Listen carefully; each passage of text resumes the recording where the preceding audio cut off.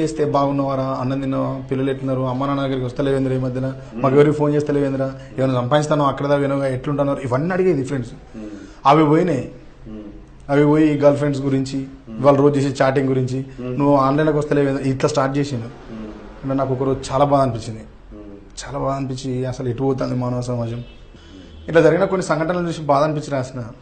కలల ప్రపంచం, కల్లోల ప్రపంచం, కౌగిట పడి నలుగుతోంది నేటి ప్రపంచం.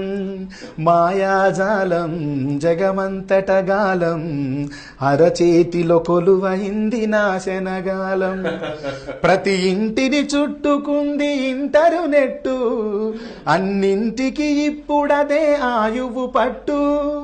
అభివృద్ధికి కట్టుకున్న సైబరు మెట్టు, అశ్లీలతే దాని అంతరాత్మలో గుట్టు.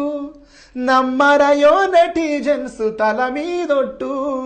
కలల ప్రపంచం, కల్లోల ప్రపంచం, కౌగిట పడి నలుగుతోంది నేటి ప్రపంచం. బ్యాంకులో అకౌంట్ ఉండి బ్యాలెన్సే లేకపోయినా, ఫేస్బుక్ అకౌంట్ ఉంటే అదే నేటి స్టేటస్ అంట.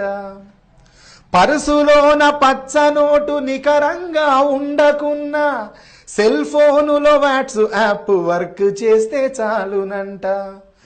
తెల్లవారేదాకా క్షణం నా పరు చాటింగ్, ఎవరినెవరు చేస్తుంటారో తెలియదు చీటింగ్. కలల ప్రపంచం, కల్లోల ప్రపంచం, కౌగిట పడి నలుగుతోంది నేటి ప్రపంచం. ఇంతవరకు ఇది ఒక లాజిక్ అయితే, వీడు సెల్ ఫోన్లో బ్యాలెన్స్ ఉన్నాడు, ఇట్లా చేసుకుంటూ పోతాడు. ఇంటర్నెట్ ఉన్నాడు, మొబైల్ డేటా బ్యాలెన్స్ ఉన్నవాడు. ఈ లేనోళ్ళది ఇంకో రకం ఉంటుంది దీంట్లో. పక్క ఇంట్లో వైఫై ఉండి పాస్వర్డ్ తెలుసుకుంటే, పైసా ఖర్చు లేకుండా ప్రపంచాన్ని గెలకవచ్చు.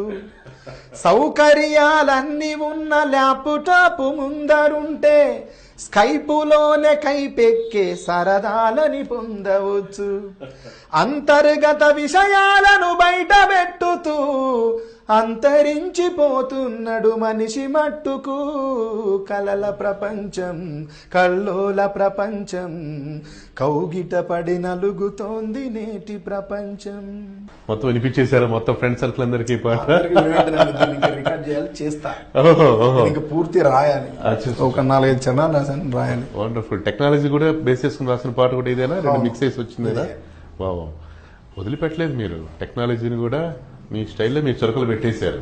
ఎట్లా చదువులో ముందు రాత్రులన్నా ముందుంటారు కదా. రిలేషన్స్ దెబ్బతింటున్నాయి ఫస్ట్ బేసికల్ గా, చాలా హార్ట్. దీంట్లో నాకు తెలిసింది ఒకే ఒక విషయం అండి, నేను గమనించింది.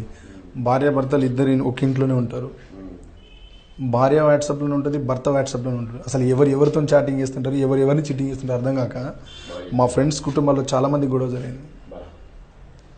అవన్నీ చూసిన తర్వాత రాశాను నేను.